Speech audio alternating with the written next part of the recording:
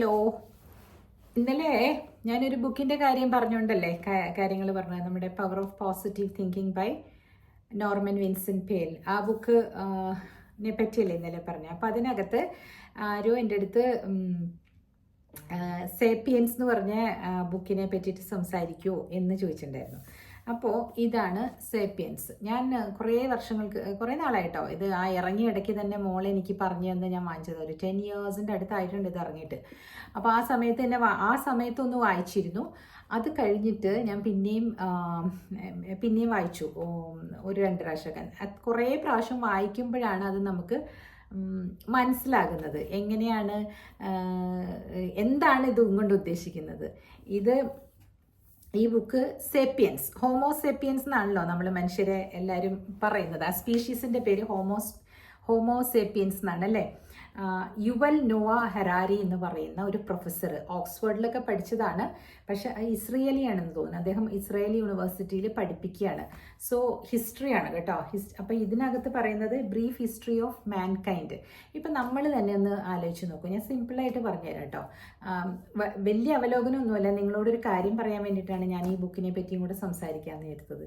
എന്താണെന്നറിയോ, ഈ നമ്മുടെ ഇന്ത്യയിൽ തന്നെ ഇപ്പം ഞാൻ ഒട്ടുമിക്ക സിറ്റീസിലും പോയിട്ടുണ്ട്. അതായത് ഇപ്പം ഞാൻ പറഞ്ഞില്ലേ, ഈസ്റ്റേൺ സൈഡിലേക്ക്, അതായത് ഒറീസ അങ്ങനെയൊക്കെ, പിന്നെ നോർത്ത് ഈസ്റ്റിലേക്ക്, പിന്നെ വെസ്റ്റിലേക്കാണ് ഞാൻ അധികം പോകാത്തത്. പക്ഷെ അതിൻ്റെ കുറച്ച് താഴെ വരെ മുംബൈയിൽ പോയിട്ടുണ്ട്.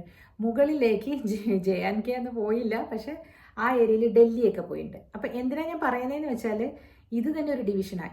ഈ സദേൺ സ്റ്റേറ്റ്സ് എല്ലാം ഞാൻ പോയിട്ടുണ്ട്. ബാംഗ്ലൂർ, ഹൈദരാബാദ്, കൽക്കത്തേനെ എങ്ങനെയാണ് പറയണ്ടതെന്ന് വെച്ചാൽ അത് വെസ്റ്റ് സൈഡായിട്ട് തന്നെ വരിക അല്ല ഈസ്റ്റ് സൈഡായിട്ട് തന്നെയല്ലേ വരിക. പിന്നെ ആന്ധ്ര, ഇവിടെ എല്ലാം പോയിട്ടുണ്ടല്ലോ. സോ നമ്മൾ പിന്നെ കേരള, തമിഴ്നാട്, അതെല്ലാം വന്നിട്ട് ഒരു സെക്ഷനായിട്ടാണ് ആൾക്കാരെ കാണുന്നത്. എന്തിനാണ് ഞാനത് പറഞ്ഞതെന്ന് വെച്ചാൽ, ഈയിടെ ഒരു ബാങ്ക് ഉദ്യോഗസ്ഥ വളരെയധികം വിഷമിച്ചു. കന്നഡ പറഞ്ഞില്ല എന്ന് പറഞ്ഞിട്ട് ഇവിടെ കന്നഡ പറയുന്നവർ ജോലി ചെയ്താൽ മതി എന്നൊക്കെ പറഞ്ഞ് ഭയങ്കര പ്രശ്നം. ഇതേപോലെ തന്നെ ഇതിനു മുമ്പ് ഒരു ഭാഷ പ്രശ്നത്തിൽ തമിഴ്നാട് ഇൻവോൾവ് ആയിട്ടുണ്ട്. അവിടെ ഹിന്ദി പറയാനേ സമ്മതിക്കില്ലായിരുന്നു ആരെയും. അപ്പം ഞാൻ ജോലി ചെയ്തുകൊണ്ടിരുന്ന ഫേമിലെ ഒരു കുട്ടി, എനിക്ക് കുറച്ചൊക്കെ പൊട്ടിയും പൊടിഞ്ഞൊക്കെ അരികു ചളങ്ങിയ ഹിന്ദിയൊക്കെ എനിക്കറിയാമല്ലോ, പൂർണ്ണമായിട്ട് മനസ്സിലാകും. സംസാരിക്കുമ്പോൾ ഒരു ഇച്ചിരി തടുമാറും എന്നുള്ളൂ, ബട്ട് ഐ സ്പീക്ക് ഹിന്ദി. അത് അരവിന്ദിൻ്റെ അടുത്തുനിന്ന് നല്ലോണം പഠിച്ചിട്ടുണ്ട്. പിന്നെ എപ്പോഴും നമ്മൾ ഹിന്ദി മൂവീസിലൂടെയല്ലേ നമ്മൾ കാണുന്നത്. അപ്പോൾ ഈ ഹിന്ദി മൂവീസ് കാണാൻ വേണ്ടിയിട്ട് കൂടെ ആയിട്ട് ഞങ്ങൾ വളരെയധികം ഹിന്ദി നോക്കി ഹിന്ദി കേട്ട് പഠിച്ചു. പിന്നെ 10 വരെയൊക്കെ ഹിന്ദി എല്ലാവരും പഠിക്കുന്നതല്ലേ അവിടെ. ഞാൻ 12th മലയാളമാണ് കേട്ടോ എടുത്തത്. എനിക്ക് മലയാളത്തിനോടാണ് ഭയങ്കര ഇഷ്ടവും എൻ്റെ ഒരു ആഭിമുഖ്യവും ആ ലാംഗ്വേജിനോടാണ്. പക്ഷേ ലാംഗ്വേജസിനോട് ഒരു ആഭിമുഖ്യമുണ്ട്. ഈ സേപ്പിയൻസിൻ്റെ കാര്യം പറഞ്ഞിട്ട് ഈ ലാംഗ്വേജിനെ പറ്റി പറയുന്നത് എന്തിനാണെന്ന് വെച്ചാൽ, നമ്മൾ മനുഷ്യർ ഒരു ക്രീഡ്, അത് കഴിഞ്ഞിട്ട് പിന്നെ ഒരു ട്രൈബ്, അങ്ങനെ പല ഇതിൽ നിന്ന് ഈ ഹോമോസേപ്പിയൻസ് എന്ന് പറയുന്ന ഈ രൂപത്തിലെത്താൻ എത്രയോ വർഷങ്ങൾ, 15,000 ലക്ഷം വർഷം മുമ്പോ അങ്ങനെ ഏതാണ്ടാണ്, 15,000 വർഷം മുമ്പോ അങ്ങനെ ഏതാണ്ടാണ് ഈ പറഞ്ഞ ട്രൈബ് ഇതെല്ലാം ഒന്ന് ഒതുങ്ങി ഹോമോസേപ്പിയൻസ് മാത്രമാകുന്നത്. അപ്പോൾ അതിന് മുമ്പുള്ള ഹിസ്റ്ററി എന്ന് പറഞ്ഞിട്ടുണ്ടെങ്കിൽ അവരെങ്ങനെയായിരുന്നിരിക്കണം ജീവിച്ചിരുന്നത്, അവരുടെ സെക്ഷുവൽ ഹാബിറ്റ്സ് എന്തായിരുന്നു, അവരുടെ മേറ്റിംഗ് ഇതെന്തായിരുന്നു, ആരെയാണ് മെയ്റ്റ് ചെയ്യുക, അങ്ങനെയൊക്കെയുള്ള ഒരു സബ്ജക്റ്റാണ് ഇതിനകത്ത് പറയുന്നത് കേട്ടോ. അപ്പോൾ അതിൽ 6 തരത്തിലുള്ള മനുഷ്യരുണ്ടായിരുന്നു. വളരെയധികം ചിമ്പാൻസി പോലെ ഇരിക്കുന്ന ആൾക്കാർ, പിന്നെ നിയന്ത്രിത്താൽ മനുഷ്യർ. ഇതൊക്കെ നമ്മൾ വിജ്ഞാനകോശം കാണുമ്പോൾ അറിയില്ല, ഇങ്ങനെ കുറച്ച് വളഞ്ഞിരിക്കുന്ന, പിന്നെ ഇങ്ങനെ നിവർന്ന് ഇന്നത്തെ ഹോമോസേപ്പിയൻസ് ആകുന്നത്. അത് ഓരോ തരത്തിൽ അവർ പടവെട്ടി ജീവിക്കാൻ തുടങ്ങുമ്പോഴും പിന്നെ ഫയർ കണ്ടുപിടിക്കുമ്പോഴും അങ്ങനെ ഓരോരോ ഇവോൾവ്മെൻ്റ് ആകുന്നതാണ്. അപ്പോൾ ഫയർ കണ്ടുപിടിക്കുക എന്ന് പറഞ്ഞിട്ടുണ്ടെങ്കിൽ നമുക്ക് പവർ കിട്ടിക്കഴിഞ്ഞു അല്ലേ. ഫയർ എന്ന് പറഞ്ഞിട്ടുണ്ടെങ്കിൽ ലാംഗ്വേജ് എന്തിനാണ്, കമ്മ്യൂണിക്കേഷന് വേണ്ടിയിട്ടാണ്. അപ്പോൾ അതിന് മുമ്പ് എന്താണ് അവർ ചെയ്തുകൊണ്ടിരുന്നത്, അവർക്ക് ലാംഗ്വേജ് ഇല്ല, സൈൻ ലാംഗ്വേജ് ആണ്. അപ്പോൾ അവരെന്ത് ചെയ്യും, ഗോസിപ്പ് പറയാൻ തുടങ്ങുമ്പോൾ ആൾക്കാർക്ക് ഇൻട്രസ്റ്റ് ആവും. പണ്ടേ അങ്ങനെയാണ് അത്ര. അപ്പോൾ ഗോസിപ്പ് വന്നതോടുകൂടി കമ്മ്യൂണിക്കേഷൻ സ്കിൽസ് വർദ്ധിച്ചു. അങ്ങനെയൊക്കെയാണ് ഈ ബുക്കിൽ പറയുന്നത് കേട്ടോ.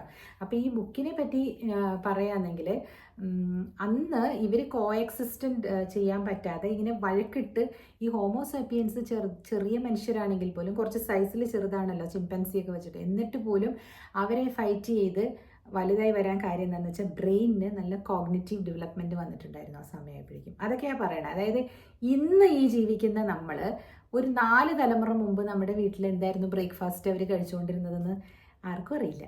അറിയാവോ? ഒരു 250, 300 വർഷം 800 വർഷം പഴക്കമുള്ള തറവാടുകളൊക്കെ ആളുകൾ സൂക്ഷിക്കുന്നില്ലേ? ആ വീടുകളിൽ ആദ്യം ജീവിച്ചിരുന്ന ആൾക്കാർ എന്തായിരുന്നിരിക്കും ഭക്ഷിച്ചിരുന്നുണ്ടാവുക? എൻ്റെ വീട്ടിലെ ഇതിനു മുമ്പുള്ള ആളുകൾ പോലും ബ്രേക്ക്ഫാസ്റ്റ് എന്തായിരുന്നു കഴിച്ചിട്ടുണ്ടാവുക എന്ന് ഞാൻ അറിഞ്ഞ് വച്ചിരിക്കുന്നതാണ്. എൻ്റെ വല്യമ്മച്ചിയൊക്കെ അതിനു മുമ്പുള്ളത് അറിയില്ല. കപ്പ, കിഴങ്ങ് വർഗ്ഗങ്ങൾ അങ്ങനെയൊക്കെ ആയിരുന്നിരിക്കും അല്ലേ? അവർ പോയിരുന്ന അമ്പലങ്ങൾ ഏതായിരുന്നിരിക്കണം അറിയില്ല, നമുക്കറിയില്ല. അപ്പോൾ അതാണ് ഇതിനകത്ത് പറയുന്നത്. അപ്പോൾ പിന്നെ ഈ മാൻകൈൻഡ് ഇവോൾവ് ചെയ്യുന്നതിനും തൊട്ട് മുമ്പിലുള്ള ജീവി അതെങ്ങനെയാണ് ജീവിച്ചിരുന്നത് എന്നുള്ളത് ആർക്കെങ്കിലും അറിയോ? അറിയില്ല. അവരെങ്ങനെയാണ് ഈ ഭൂഖണ്ഡങ്ങളിൽ എത്തിയതും ഇങ്ങനെ ഡിഫറെൻ്റ് ആയിട്ടുള്ള രൂപം വരുന്നതും? ഞാനിപ്പോൾ പറഞ്ഞില്ലേ, ആ ഇന്ത്യയുടെ ഓരോ അത് ഇങ്ങനെ വരച്ചു കഴിഞ്ഞാൽ മുകളിലും താഴെയും സൈഡിലും ഉള്ള ആളുകൾ തന്നെ ലുക്സിൽ നല്ല ഡിഫറെൻ്റ് ആണ്. ഏകദേശം ഒരേപോലെ ഉണ്ട് എന്നെങ്കിലും ചിലർക്ക് ആ ഈസ്റ്റേൺ സൈഡിലോട്ട്, നോർത്ത് ഈസ്റ്റേണിലോട്ട് പോകുമ്പോഴേക്കും ചൈന കണ്ണുകൾ വരുന്നു അല്ലേ? നേപ്പാളി ആ ഒരു ഛായ വരുന്നു. ഇവിടെ മുകളിലോട്ട് പോകും തോറും അറബ്സിൻ്റെ പോലെ ഇരിക്കുന്നു, നല്ല ഭംഗിയുള്ള സുന്ദരന്മാരായിട്ടിരിക്കുന്നു ജമ്മു ആൻഡ് കാശ്മീരിലുള്ള ആൾക്കാർ. അതായത് നോർത്ത് ഇന്ത്യൻസ് എന്ന് നമുക്ക് വേണമെങ്കിൽ എടുക്കാം. സൗത്തിലേക്ക് വരുംതോറും ഡ്രിവീഡിയൻസ് ഡാർക്ക് കളറിലിരിക്കുന്നു അല്ലേ? അപ്പം ഇത് എവിടെ നിന്നാണ് ഇങ്ങനെ വന്നത്? എന്തുകൊണ്ടാണ് അങ്ങനെ ഒരു കൺട്രിയിൽ തന്നെ ഡിഫറെൻ്റ് ആയിട്ടുള്ളത് വന്നതെന്ന് വെച്ചാൽ ഭൂഖണ്ഡം നീങ്ങിയ കാര്യവും പറയുന്നുണ്ട്. ഭൂഖണ്ഡം അടർന്നു വന്നപ്പോഴും പിന്നെ നമ്മുടെ ട്രേഡ്സ് നോക്കുമ്പോൾ ആഫ്രിക്കൻസ് അതായത് കടലല്ലേ ഇപ്പുറത്തെല്ലാം. അപ്പോൾ അവിടെ നിന്ന് ആദ്യമായിട്ട് ഇങ്ങോട്ട് എങ്ങനെ വന്നിട്ടുണ്ടാവുമെന്ന് ചോദിച്ചാൽ ഒരു നേരിയ പച്ചപ്പുള്ള ഒരു ലാൻഡ് ഉണ്ടായിരുന്നു എന്ന്. ആ ലാൻഡിൽ കൂടിയാണ് ആ ആഫ്രിക്കൻ സൈഡിലുള്ള മേ ബി നിയന്ത്രത്താലൊക്കെ ആയിരിക്കും അവിടെ നിന്ന് ഇങ്ങോട്ട് കടന്ന് വന്ന് പച്ച കണ്ട് വന്ന് ഈ ഏരിയയിലൂടെയൊക്കെ വന്നിട്ടുണ്ടാകും എന്നാണ് പറയപ്പെടുന്നത്. ആ സമയത്ത് മെഡിറ്ററേനിയൻ സെക്ടറില്ലേ, ഈ അത് അറേബ്യൻ ഏരിയയില്ലേ, അവിടെയൊക്കെ അന്ന് വെള്ളവും പിന്നെ പച്ചപ്പൊക്കെ ഉണ്ടായിരുന്ന സമയമായിരുന്നു എന്നാണ് ശാസ്ത്രജ്ഞന്മാർ പറയുന്നത്. അപ്പോൾ ഇതിൻ്റെയൊക്കെ ഒരു സംക്ഷിപ്ത രൂപമാണ് അദ്ദേഹം എഴുതി വച്ചിരിക്കുന്നത്. വായിക്കാനായിട്ട് മലയാളത്തിലും അവൈലബിൾ ആണ് കേട്ടോ. ഇത് തന്നെ എന്തായിരുന്നു, ഞാൻ സിമ്പിളായിട്ട് പറയാം, എന്തായിരുന്നു ഒരു കാലത്ത് ഉച്ചയ്ക്കും കഴിച്ചിരുന്നത്? അവരെങ്ങനെയായിരുന്നു വിവാഹങ്ങൾ നടത്തിയിരുന്നത്? എങ്ങനെയായിരുന്നു മേറ്റ് ചെയ്തിരുന്നത്? ഇവർ ക്രോസ് മേറ്റ് ചെയ്യുമായിരുന്നെന്ന്. ഇപ്പം ഈ നിയോണ്ടർത്താലും പിന്നെ ഈ ഹോമോസാപ്പിയൻസ് കുറച്ച് പേരൊക്കെ ഉണ്ടായി വന്നു കഴിഞ്ഞപ്പോൾ അവർ തമ്മിൽ ഉള്ള ഒരു യൂണിയനിൽ ഒരു വിഭാഗം ഉണ്ടായി. അങ്ങനെ വരുമ്പോഴാണ് ആഫ്രിക്കൻസ് ഉണ്ടായത്, അങ്ങനെയൊക്കെ പറയുന്നു. അപ്പം നമ്മളൊക്കെ കുറേശ്ശെ ഇവോൾവ് ചെയ്ത് ഇതിൽ നിന്ന് ഓരോരുത്തരും മിക്സ് ചെയ്ത് വിവാഹം ചെയ്തിട്ടുണ്ടാവും. ഏതെങ്കിലും ഒരു ജീൻസ് മിക്സ് ചെയ്ത് ശരിയാകാതെയൊക്കെ വരുമ്പോഴാണ് ഈ പ്രശ്നങ്ങളുള്ള കുട്ടികളുണ്ടാകുന്നതൊക്കെ അല്ലേ? അപ്പോൾ ഇതെല്ലാം ഈ ജീൻസിൻ്റെ കളിയാണ്. സേപ്പിയൻസ് വായിക്കുക എന്ന് പറഞ്ഞിട്ടുണ്ടെങ്കിൽ അതിന് നല്ല എന്താ പറയണേ, നല്ല ഏകാഗ്രതയോടുകൂടി അത് മനസ്സിലാക്കി 3-4 പ്രാവശ്യം വായിക്കണം. അത് ബുക്ക് ആ സൈഡിൽ വെയിലുണ്ടായിരുന്നു, അവിടെ ഞങ്ങൾ ചാരി വെച്ചേക്ക് വരുന്നേ. അലമാരി ഇല്ല അവിടെ ഈ ബുക്സിൻ്റെ, എല്ലാം നാട്ടിലല്ലേ. അപ്പോൾ ഇപ്പം നെക്സസ് എന്ന് പറഞ്ഞ വേറൊരു ബുക്കും കൂടെ വന്നിട്ടുണ്ട്, അതും വായിക്കണം എനിക്ക്. ഇതിപ്പോൾ ആ കുട്ടി പറഞ്ഞതുകൊണ്ട് ചേച്ചിയുടെ ഒരു പെർസ്പെക്റ്റീവ് പറയാൻ വേണ്ടിയിട്ടാണ് ഞാനിത് പറഞ്ഞത്. എന്താ ഇതിൽ പറയുമ്പോൾ ഈ ഹോമോസേപ്പിയൻസ് എന്ന് പറയുന്ന ഈ ചെറിയ മനുഷ്യൻ എങ്ങനെ ഈ വലിയ കാട്ടാളന്മാരെയും അല്ലെങ്കിൽ ഈ ലയണിനെയൊക്കെ എങ്ങനെ ബാറ്റിൽ ചെയ്തെന്നുള്ളത് വെച്ചാലുണ്ടല്ലോ, അവനൊരു വിൽ പവറാണ്, മനസ്സിലായില്ലേ? ഇതുങ്ങളെ കുത്തിയാൽ ഇന്ന സ്ഥലത്ത് കുത്തിയാൽ ചാകും എന്ന് അറിയുന്നത് കൊണ്ട് അത് വെച്ചിട്ടുള്ള സ്പെയറൊക്കെ ഉണ്ടാക്കി, കുന്തമൊക്കെ ഉണ്ടാക്കി അങ്ങനെ. അപ്പം ആരാണ് ഫിറ്റസ്റ്റ് ആണ് സർവൈവ് ചെയ്യുക, മനസ്സിലായില്ലേ? ഇതാണ് കേട്ടോ. ഞാൻ പറയുമ്പോൾ നിങ്ങൾക്ക് മനസ്സിലാവണില്ലെങ്കിൽ ഇങ്ങനെ നോക്കുമ്പോൾ അറിയാട്ടോ. സേപ്പിയൻസ് ഇതുണ്ടോ, ഇത് വായിച്ചിട്ടുണ്ടാവുമല്ലോ, നിങ്ങളൊക്കെ വായിച്ചിട്ടുണ്ടാവുമല്ലോ അല്ലേ? പക്ഷേ ഇത് ഒരു ഇച്ചിരി പടി കൂടിയതാണ്. കുറച്ച് മക്കളൊക്കെ വായിക്കുന്നവരുണ്ടെങ്കിൽ അവരോട് വായിക്കാൻ പറയണം കേട്ടോ. കാരണം എന്താണെന്നറിയോ, വായന എപ്പോഴും നമുക്ക് ഈ ഒരു അറിവ് എന്ന് പറയുന്നത് നമുക്കൊരു കോൺഫിഡൻസ് തരും അല്ലേ? അറിയാത്ത കാര്യങ്ങൾ നമ്മൾ ബബ്ബബ്ബാന്ന് നമ്മൾ പറയേണ്ടി വരില്ലേ? അപ്പോൾ ഇന്നലെ കുട്ടി ചോദിച്ചപ്പോൾ എൻ്റെ കയ്യിൽ ഇതുണ്ടെന്ന് പറഞ്ഞപ്പോൾ എനിക്കൊരു ഉണ്ട്, ഞാൻ എത്രയോ വർഷമായിട്ട് ഇത് മേടിച്ച് വെച്ചിരിക്കുന്നു എന്ന് പറഞ്ഞപ്പോൾ എനിക്കൊരു നല്ല ഒരു ഇത് തോന്നി. റിയലി പീപ്പിൾ ആർ റീഡിങ് അല്ലേ? എനിക്കങ്ങനെ തോന്നി. ഞാനപ്പോൾ വേഗം അത് തപ്പിയെടുത്തോണ്ടെന്ന് ഇന്ന് നിങ്ങളുടെ അടുത്ത് പറയാൻ വേണ്ടിയിട്ടായിരുന്നു. പിന്നെ ഇതിൻ്റെ ഈ ബുക്ക് നമ്മൾ വായിക്കുമ്പോഴുണ്ടല്ലോ, നമ്മൾ ഇന്നത്തെ എന്താ പറയുക, ഇന്നത്തെ സൊസൈറ്റി ആയിട്ടൊന്ന് ഇപ്പം നേരത്തെ പറഞ്ഞ പോലെ ഒന്ന് താരതമ്യം ചെയ്ത് നോക്കൂ. അതായത് ഹോമോസേപ്പിയൻസ് പടപൊരുതി ഈ ഭൂമി അവരുടേതാക്കി. പണ്ട് ഇത്ര ഉണ്ടായിരുന്നുള്ളൂ എന്നവർ. ഇത് മുഴുവനും വേറെ സ്പീഷീസ് ആയിരുന്നു. ആന, കടുവ, ജന്തുക്കൾ, പല പല പല പല. പിന്നെ ഇങ്ങനെ പറന്നു വന്ന് മനുഷ്യനെ കൊത്തിക്കൊണ്ട് പോണ ടൈപ്പ് മനുഷ്യനെ തിന്നണ ബേർഡ്സ് വരെ ഉണ്ടായിരുന്നു എന്നൊക്കെ. അതിനെയൊക്കെ നാമാവശേഷമാക്കിയിട്ടാണ് ഇവരിവിടെ ഈ ഭൂമി പിടിച്ചടക്കിയിരിക്കുന്നത്, നമ്മൾ ഹോമോസേപ്പിയൻസ്. മനസ്സിലായോ? അപ്പോൾ അങ്ങനെയുള്ള നമുക്ക് ആ ഒരു ട്രേറ്റ് ഉണ്ടാകും. അതുകൊണ്ടാണ് ഈ ഇന്ത്യ എന്ന് പറയുന്ന ആ സ്ഥലത്തെ കാര്യം നോക്കിയാൽ പോലും നിങ്ങൾ ഇന്ന ഭാഷ പറയുന്നില്ലേ, എന്നാൽ നിങ്ങൾ ഞങ്ങളുടെ കൂട്ടത്തിലല്ല. You are not our tribe.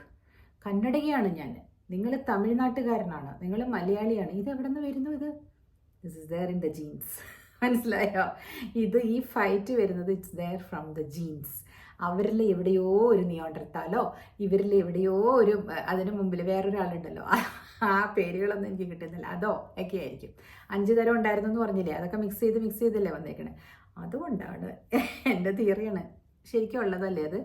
നമ്മളല്ലെങ്കിൽ പിന്നെ ഇന്ത്യൻസ് എന്ന് പറയുമ്പോൾ നമ്മൾ ഇങ്ങനെ ഒരു ജോഗ്രഫി അല്ലേ. ആ ഇന്ത്യൻസ് എന്തിനു വേണ്ടിയിട്ടാണ് ഈ ഭാഷയുടെ പേരൊക്കെ പറഞ്ഞ് ഇനിയൊരു ഫെല്ലോ ഇന്ത്യനെ അവഹേളിക്കുന്നത്? ഒരുപാട് അവഹേളനം ചില സ്ഥലങ്ങളിലൊക്കെ ഇവിടെയും ഉണ്ടാവാറുണ്ട് കേട്ടോ.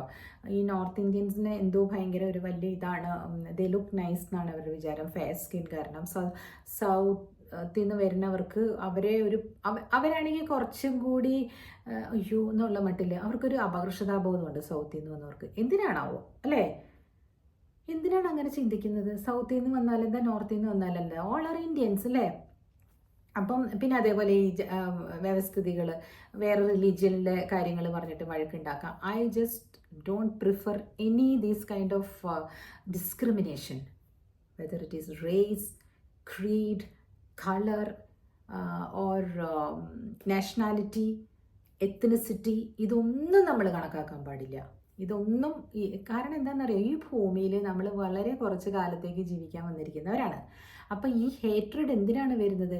ഞാൻ ഒരുപാട് ട്രൈ ചെയ്യുന്നുണ്ട്. എൻ്റെ മനസ്സിലുള്ള ഹേറ്റ്രഡ് ഇല്ലാതാക്കാൻ ഞാൻ ട്രൈ ചെയ്യുന്നുണ്ട്. മനസ്സിലായി? എനിക്ക് അങ്ങനെ അധികം പേരോടില്ല, വളരെ കുറച്ച് പേരോടുള്ളൂ. പക്ഷെ ആ കുറച്ച് പേരോട് പോലും ഉള്ള hatred it is affecting me. ഇന്ന് ഞാനൊരു റീലെടുത്ത് വെച്ചിട്ടുണ്ടായിരുന്നു, ഇട്ടില്ലായിരുന്നു. അതിലെന്താ ഞാൻ പറഞ്ഞതെന്ന് വെച്ചാൽ, എന്നെ പറ്റിയിട്ട് ഒരു ചെറിയ ദുഷിപ്പ് പറയുന്നത് ഞാൻ കേൾക്കാനിടയായി. ഓവർ ഹിയർ ചെയ്തു കോൺവെർസേഷൻ ടെലിഫോണിൽ. അപ്പം ഞാൻ കേട്ടുകൊണ്ടിരിക്കുകയല്ലേ. അപ്പം എനിക്ക് എൻ്റെ ശരീരത്തുണ്ടാവുന്ന എഫക്റ്റ് എനിക്ക് മനസ്സിലാകുന്നുണ്ട്. ഞാൻ കുട്ടുകുട്ട വിയർക്കാൻ തുടങ്ങി, എനിക്ക് ദേഷ്യം വന്നു. ഞാൻ ആലോചിക്കുകയാണ്, എന്തിന് അല്ലേ? ആ പറയുന്ന ആൾ എന്നെ ഇഷ്ടമല്ല എന്ന് പറഞ്ഞതുകൊണ്ട് എനിക്ക് ലോകം ഇടിഞ്ഞ് വീഴുമോ? ഇല്ലല്ലോ. ഞാനും അവരെ ഇഷ്ടപ്പെടണ്ട, അങ്ങനെയാണ് ഞാൻ വിചാരിച്ചത്. പക്ഷേ പിന്നെ എനിക്കൊരു പിടി കിട്ടി. എനിക്ക് അവരെ ഇഷ്ടപ്പെടാതിരിക്കേണ്ട കാര്യമില്ല എന്ന് ഞാനങ്ങ് വിചാരിച്ചാൽ മതി. അവരങ്ങനെ പറഞ്ഞോട്ടെ, അവരോട് ഞാൻ ഡിസ്ലൈക്ക് ചെയ്യുന്നില്ല അവരെന്ന് ഞാൻ വിചാരിച്ചാൽ, കുറേ പേരുണ്ടല്ലോ എന്നെ ഈ കേൾക്കുന്ന ആൾക്കാരൊക്കെ, എത്രയോ മടങ്ങുണ്ട്. 1500-2000 പേരാണ് കേൾക്കുന്നതെങ്കിൽ ഒരാൾ ഈസ് ടു 2000. ആ 2000-ൽ 1000 പേരെങ്കിലും ഇഷ്ടമുണ്ടായിട്ടല്ലേ വന്നിരുന്ന് കേൾക്കുന്നത്. അപ്പോൾ ഒരാൾക്ക് പകരം 1000 പേര് ഇഷ്ടപ്പെടുന്നു അല്ലേ? ഞാൻ പറഞ്ഞ ഫോർമുല മനസ്സിലാവുന്നുണ്ടോ? So let us B the change. നമ്മുടെ മനസ്സിലുള്ള ഡിസ്ലൈക്സ് നമ്മൾ എപ്പോഴും പറയാതിരുന്നാലുണ്ടല്ലോ, യൂണിവേഴ്സ് വിൽ ലൈക്ക് us എന്ന് ഞാൻ കണ്ടുപിടിച്ച ഫോർമുലയാണ് കേട്ടോ. പക്ഷെ സ്റ്റിൽ അതൊരിടത്ത് ഞാൻ വായിച്ചിട്ടുണ്ടായിരുന്നു. ഇങ്ങനെ അതൊരു ഇതായിട്ട് പറയല്ല, ആരും അങ്ങനെ എഴുതി വായിച്ചിട്ട് ഞാൻ പറയണല്ല, എനിക്ക് ഫീൽ ചെയ്ത കാര്യമാണ്. കാരണം ഞാൻ ഇതൊക്കെ കേട്ടിട്ട് ഞാൻ കിച്ചണിൽ പോയി. കിച്ചണിൽ ചെന്ന് കഴിഞ്ഞിട്ട് ഞാൻ ചെയ്യുന്നതെല്ലാം തടുമാറിപ്പോയി. ചോറിൻ്റെ അകത്തേക്ക് മഞ്ഞൾപ്പൊടി വരിയിട്ടു. ഞാൻ ആലോചിച്ച് നോക്കൂ, അതിൻ്റെ തൊട്ടപ്പുറത്ത് ഞാൻ ഉരുളക്കിഴങ്ങ് കറി വെക്കാനായിട്ടെല്ലാം റെഡിയാക്കിയൊക്കെ വെച്ചിട്ടുണ്ട്. അപ്പോൾ അതിലേക്കാണ് മഞ്ഞൾപ്പൊടി ഉള്ളത്. രണ്ടും കുക്കറിൽ വെച്ചിരിക്കുകയാണ് ഇങ്ങനെ പാരലലി. സോ ചോറ് തിളച്ചുകൊണ്ടിരിക്കാൻ കുക്കർ അടയ്ക്കുന്നതിന് മുമ്പ് മഞ്ഞൾപ്പൊടി അതിൽ വരിയിട്ടു. മഞ്ഞളായിപ്പോയി. എന്നാലും എല്ലാവരും കഴിച്ചു, അത്രയും ചോറ് കളയാൻ പറ്റില്ലല്ലോ. പിന്നെ ഏതാണ്ട് ചെയ്തല്ലോ, ഇപ്പുറത്തെ കറിയിനകത്ത് ഉപ്പ് ഇട്ടില്ല. സോ എല്ലാം കുളമായിപ്പോയി ഇന്നലെ. So why? Because it affected me. ഞാൻ എന്തിനാണ് അത് അനുവദിക്കുന്നത്? ഞാൻ ഇതിനകത്തിരുന്ന് പറയുന്നു നിങ്ങൾ അഫക്റ്റഡ് ആവരുത് കേട്ടോ, ഇങ്ങനെയുള്ള കാര്യങ്ങൾ നമ്മൾ അഫക്റ്റ് ആകാതെ നോക്കണം എന്ന് പറയുന്ന ഞാൻ എന്തിനാ അഫക്റ്റ് ആയത്? ബിക്കോസ് മനസ്സ്, ആ മനസ്സിനെ നമ്മൾ കൺട്രോൾ ചെയ്ത് വെച്ചേക്കണം. ഇന്ന് കാലത്ത് മെഡിറ്റേഷൻ ചെയ്തെല്ലാം പോയി, നമുക്കൊരു കുഴപ്പമില്ല. This is okay, this is our life. നമ്മുടെ ജീവിതം നമ്മൾ മുമ്പോട്ട് കൊണ്ടുപോകുക. ആരെയും ഡിസ്ലൈക്ക് ചെയ്യാനും കൂടുതൽ ലൈക്ക് ചെയ്യാനും പോകണ്ട കേട്ടോ. ലൈക്ക് എന്ന് പറഞ്ഞിട്ടുണ്ടെങ്കിൽ ഇപ്പോൾ ഞാൻ പറഞ്ഞ ഈ ലൈക്സ് മാത്രമല്ല കേട്ടോ, അത് ചെയ്യണേ. അത് ചെയ്താലേ നമുക്ക് ഇത് കിട്ടുള്ളൂ. കൂടുതൽ കയറി നമ്മളെ ഒട്ടിക്കഴിഞ്ഞാൽ നമുക്ക് വിഷമം ഉണ്ടാവും അവരെന്തെങ്കിലും പറയുന്നത് കേൾക്കുമ്പോൾ.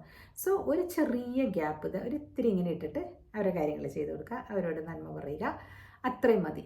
എന്ത് പറയുന്നു നിങ്ങൾ കമൻറ്റ് ചെയ്യൂ. ഞാൻ പറയുന്ന കാര്യങ്ങൾ ശരിയല്ലേ? Let us B the change. അതാണ് ഞാൻ പറയുന്നത്. ഓക്കെ, അവിടെ എന്തോ ഒരു മെസ്സേജ് ആണ്. അപ്പോൾ സേപ്പിയൻസ് ബുക്ക് വായിക്കുക. അതേപോലെ ബാംഗ്ലൂരിലും പിന്നെ മറ്റുള്ള സ്ഥലങ്ങളിലൊക്കെ ജീവിക്കുന്നവർ ആ ഒരു എന്താ പറയുക, വേർതിരിവ് വേറെ ഒരാളുടെ അടുത്തേക്ക് കാണിക്കാനും പാടില്ല. ഇപ്പം നമ്മുടെ അടുത്തേക്ക് വന്ന് ജീവിക്കുന്നവർ, എറണാകുളത്തേക്ക് കന്നഡിഗാസ് വരുന്നുണ്ട്, തമിഴ്നാടുകാർ വരുന്നുണ്ട്, ഹിന്ദിക്കാർ വരുന്നുണ്ട്, അവരോടൊന്നും you should not show the discrimination. അങ്ങനെ ഇവിടെ കാണിക്കുന്നതുകൊണ്ടല്ലേ നമ്മളവിടെ ചെല്ലുമ്പോൾ അങ്ങനെ കിട്ടുന്നത്? തോന്നുന്നില്ലേ നിങ്ങൾക്ക്? ഇല്ലേ? ഞങ്ങളുടെ വീട്ടിൽ ജോലിക്ക് വരുമ്പോഴൊക്കെ ആ പാണ്ടി വന്നിട്ടുണ്ട്, അല്ലെങ്കിൽ ആ ബംഗാളി വന്നിട്ടുണ്ട്, ഇങ്ങനെയാണോ പറയേണ്ടത്? ആ ഇന്ന ആൾ ആ പേര് പറഞ്ഞാൽ പോരെ, അല്ലേ? അല്ലെങ്കിൽ ആ ഹിന്ദിക്കാരൻ വന്നിട്ടുണ്ട്, അങ്ങനെ പറയും. അങ്ങനെ പറയാതിരിക്കാൻ ശ്രമിക്കുക. അങ്ങനെ പറയാതിരിക്കുമ്പോൾ അവർ നമ്മുടെ ബ്രദറിനായിട്ട് മാറുകയാണ്, അല്ലേ? നമ്മുടെ സഹോദരങ്ങളായിട്ട് മാറുകയാണ്. പറയാൻ എളുപ്പമാണ്, പക്ഷെ ട്രൈ ചെയ്യാം, അല്ലേ? ആരെങ്കിലുമൊക്കെ ഇങ്ങനെ പറഞ്ഞുകൊണ്ടിരുന്നാലേ ചിന്തിക്കുള്ളൂ. Correct? Not the point. Like ചെയ്യണം കേട്ടോ.